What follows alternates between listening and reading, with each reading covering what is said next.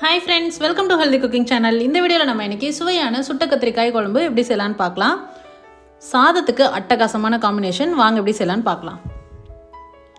கத்திரிக்காய் நல்லா பெரிய சைஸ் கத்திரிக்காய் எடுத்துக்கோங்க. நல்லா கழுவிட்டு தண்ணியை தொடச்சிட்டு மேலே வந்து எண்ணெய் அப்ளை பண்ணிக்கோங்க. எந்த குக்கிங் ஆயில் வேணாலும் அப்ளை பண்ணிக்கலாம். நான் இன்னைக்கு விளக்கெண்ணெய் பயன்படுத்தியிருக்கேன். இந்த மாதிரி மிதமான தீயில வச்சு சுட்டு எடுத்துக்கோங்க. அப்பப்போ திருப்பி விட்டுக்கோங்க.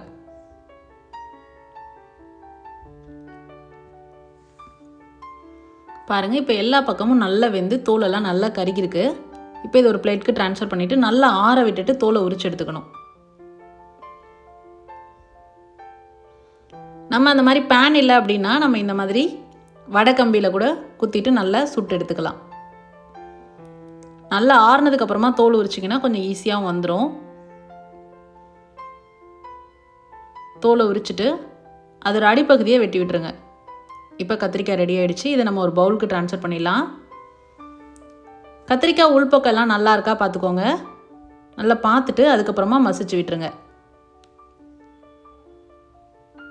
இது போலவே எல்லா கத்திரிக்காயும் மசிச்சு எடுத்துகிட்டு வந்துடுங்க.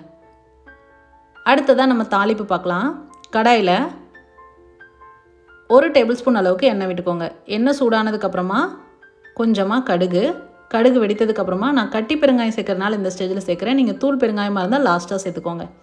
அடுத்ததாக 1 டேபிள் ஸ்பூன் அளவுக்கு கடலைப்பருப்பு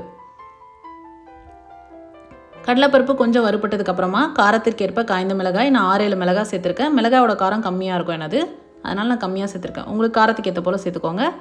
2 கொத்து கருவேப்பிலை. மிளகாய் நல்லா செவந்து வந்ததுக்கப்புறமா சின்ன வெங்காயம் இல்லை அப்படின்னா பெரிய வெங்காயம் சேர்த்துக்கோங்க. வெங்காயம் சேர்த்து நல்லா வதக்கி எடுத்துக்கணும். வெங்காயம் கொஞ்சம் அதிகமாக சேர்த்தோம் அப்படின்னா இந்த ரெசிபிக்கு டேஸ்ட் நல்லாயிருக்கும். வெங்காயம் பாதியளவு வதங்கி வந்ததுக்கப்புறமா மஞ்சள் பொடி சேர்த்துட்டு நல்லா மஞ்சள் தூளோட பச்சை வாசனை போகிற அளவுக்கு வதக்கி எடுத்துகிட்டு ஸ்டவ் ஆஃப் பண்ணிடுங்க. இப்போ மசிச்சு எடுத்து வந்திருக்க கத்திரிக்காயில் குழம்புக்கு தேவையான அளவு உப்பு, 1/2 டீஸ்பூன் அளவுக்கு உப்பு, புளி தண்ணி ஒரு குட்டி எலுமிச்சை பழ சைஸ் அளவுக்கு புளி ஊற வச்சு அதோட தண்ணி எக்ஸ்ட்ராக்ட் பண்ணி சேர்த்துக்கோங்க. அடுத்ததாக தாளிப்பு. இது எல்லாத்தையும் கலந்து நல்லா பிசைஞ்சுக்கணும்.